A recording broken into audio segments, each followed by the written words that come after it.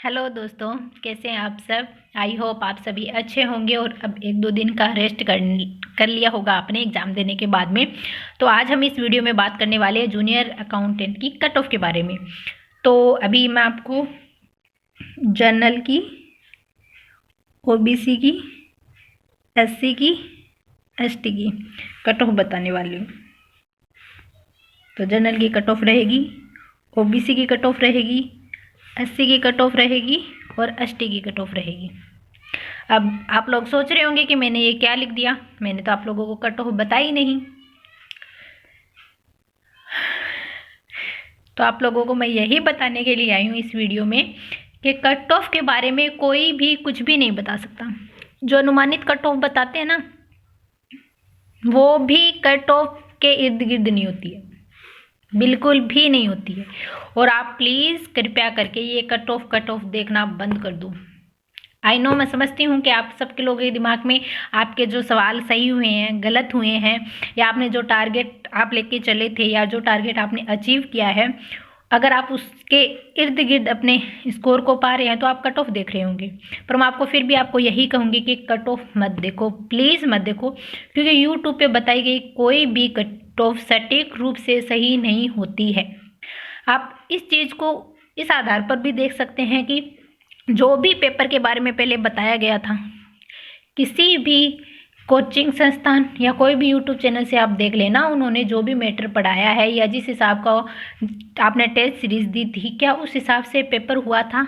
नहीं हुआ।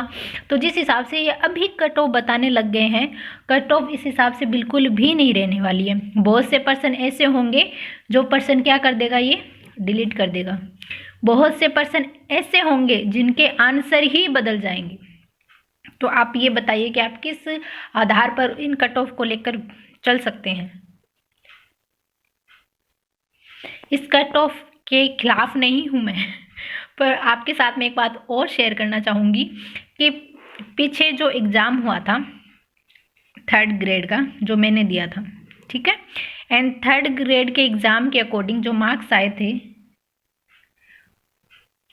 उन मार्क्स के अकॉर्डिंग यूट्यूब से जो मैंने कट ऑफ मैंने देखी थी, ये सब कुछ मैं झेल चुकी हूँ। मैंने बहुत कट ऑफ की वीडियो देखे थे उस वक्त और अपने दिमाग को जंग लगा लिया था पूरी तरीके से। कोई यूट्यूब वाला बोल रहा था कि आप कट ऑफ में हैं और कोई कह रहा था आप कट ऑफ में नहीं है। माना कि सबको अलग अलग अनुभव होता है और सबका बताने का आधार अलग अलग होता है।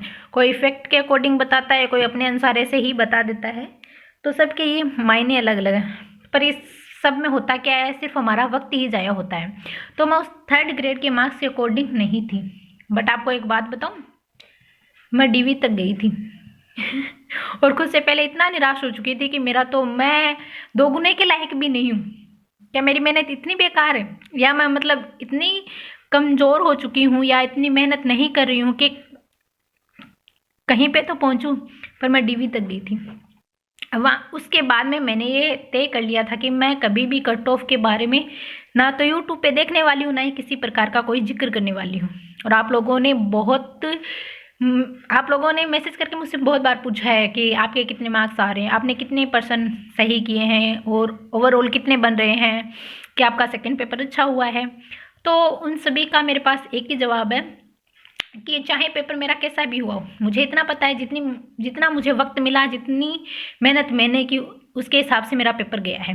और अभी फ़िलहाल तो मैं ये कह भी नहीं सकती कि मेरा अच्छा हुआ है या बुरा हुआ है, क्योंकि पेपर देने के बाद में अभी तक 2 दिन हो चुके हैं और मैंने पेपर को हाथ तक नहीं लगाया, ना ही मुझे वक्त मिला है, एंड ना ही मैं अभी कुछ यूट्यूब की जो आंसर की आ रही है उन पर भरोसा करके कुछ करना चाहती हूँ, क्योंकि इनके अकॉर्डिंग आंसर है वो चेंज होते हैं।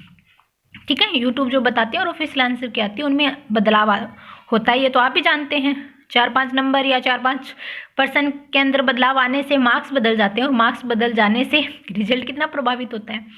तो उस आधार पे मैं आपको यही कहना चाह रही हूँ कि प्लीज़ अगर आप पढ़ाई से ब्रेक लेना चाहते हैं तो 2-3 दिन आराम से एंजॉय कीजिए, बाहर घूमिए, घर वालों से बातें कीजिए, कुछ अच्छा बनाइए, खाइए पिए, मौज मस्ती कीजिए, पर प्लीज़ यूट्यूब पर ये कट ऑफ देखना बंद कर दीजिए। और आप अपने आगे की पढ़ाई के बारे में सोच सकते हैं। हाँ, आपको यह तो अनुमान हो चुका है कि आपका पेपर कैसा हुआ है, ठीक है, आपने क्या गलती की, आप उनको एनालिसिस कीजिए पेपर को छोड़ दीजिए। हाँ, जो क्वेश्चन हुए हैं गलत उनको भी आप करना, पर अभी मत करना, उनको 1-1.5 महीने के बाद करना, ताकि ये याददाश्त आपकी थोड़ी सी कमज़ोर हो जाए पेपर वाली। वरना आप अभी करेंगे तो आपके बहुत से 5-10 दिन खराब हो जाएंगे, और फिर जो गलत क्वेश्चन हुए हैं वो आपको सपने में आएंगे, क्योंकि ऐसा मेरे साथ तो होता है। मैंने पीछे के पेपर से बहुत एक्सपीरियंस किया है कि गलत क्वेश्चन रात को सपने में आते हैं, ना ही तो नींद पूरी होती है एंड ना ही हम आगे के बारे में सोच पाते हैं और कुछ अच्छा पढ़ पाते हैं। डिमोटिवेटेड हो जाते हैं, निराश हो जाते हैं खुद से कि मैंने इतना ईजी पर्सन गलत कर दिया, सब सही कर रहे हैं, इस पर्सन को मैंने क्यों गलत कर दिया। यहाँ से हम सीख जरूर सकते हैं, पर एक ही पर्सन के बारे में बार बार सोच कर अपने दिमाग को ख़राब हमें नहीं करना चाहिए। और अभी वक्त इतना नहीं है कि हमें इस वक्त को इस तरीके से जाया करें। आप लोगों को पता है आगे और भी वैकेंसीज आ रही है, और भी भर्तियां हैं जिनमें हम अपनी मेहनत को और अच्छे से करके उनमें सफलता हासिल कर सकते हैं। और ये कोई भी इंसान नहीं जानता है कि वो क्या बनेगा, क्योंकि कंपटीशन का ज़माना है, पता नहीं कौन सा पेपर क्या रिजल्ट देगा। और अभी जो ये जूनियर अकाउंटेंट की हम कट ऑफ देख रहे हैं, तो अभी तक कुछ भी इसके बारे में कुछ भी निर्धारित नहीं है। किसी भी एग्ज़ाम को देने के बाद में यह पता तब लगता है कि हम कट ऑफ के दायरे में या नहीं है, जब उसकी ऑफिशियल आंसर की आ जाती है। और पेपर होने के बाद में, ऑफिशियल आंसर के आने के बाद में भी जब तक मेन रिजल्ट नहीं आता है, जब तक डीवी नहीं होता है, 2 गुने में आने के बाद भी आपको पढ़ाई तो कंटिन्यू करनी होगी। जब तक आप 1 गुने में नहीं आते हैं तब तक आपको पढ़ाई करनी चाहिए। और मैं यही कहती हूँ कि कट ऑफ को छोड़ के अब अपने शेड्यूल को वापस सेट कीजिए और निरंतरता के साथ में अब अपनी पढ़ाई पर लग जाइए। आई होप आप सबको ये मेरी बातें ज्ञान लग रही होगी और आप लोग सोच रहे होंगे क्या बोल रही है ये, क्यों हमें इतना ज्ञान दे रही है। पर एक दोस्त होने के नाते मैं आप सबको ये सब कह रही हूँ। आप लोगों के साथ में ये बातें साझा करके मुझे ऐसा लगता है कि जो गलती मैंने की है वो आप लोग मत करो। क्योंकि देखो, जो समझदार इंसान होता है वो अपनी गलतियों से समझता है, लेकिन जो अक्लमंद होगा, बुद्धिमान होगा, वो दूसरों की गलतियों से सीखेगा। और मुझे उस वक्त कोई भी गाइड करने वाला नहीं था, कोई भी दोस्त बताने वाला नहीं था, ना ही कोई बड़ा था जो बताने वाला था कि मत देखो ये कट ऑफ वगैरह, आगे की पढ़ाई करो। तो मैं एक दोस्त होने के नाते आप सबको ये बता रही हूँ कि आप कट ऑफ देखना बंद कर दो। आपके दिमागी संतुलन के लिए भी ये बहुत सही रहेगा। आप बंद कर दो कट ऑफ देखना, और आप बस खुश रहो और पढ़ाई करते रहो। पढ़ाई से नाता मत तोड़ना। एंड अभी 1-2 दिन चिल कर लो, उसके बाद में आप लगातार अपने पाठ्यक्रम को वापस लो। एंड जो भी सब्जेक्ट आपको लगा वो जूनियर अकाउंटेंट के अंदर के आपका कमज़ोर रहा है पक्ष, उस पर मेहनत करो और वापस वही इंसान बन जाओ जो कि पढ़ाई में एकदम लगा हुआ रहता है। तो आई होप आपको मेरी ये बातें सही लगी होगी। नहीं लगे तो आप मुझे कमेंट बॉक्स में बता देना। एंड मुझे तो आपके साथ में अपनी बातें या अपने एक्सपीरियंस हो या जो भी सही गलत कुछ भी हो, मेरा जो पॉइंट ऑफ व्यू रहता है वो शेयर करना मुझे तो सही लगता है। एंड आई होप आप लोग भी मेरी बातों को समझ पाएँ। Thank you to watching. मिलते हैं नेक्स्ट ब्लॉग में।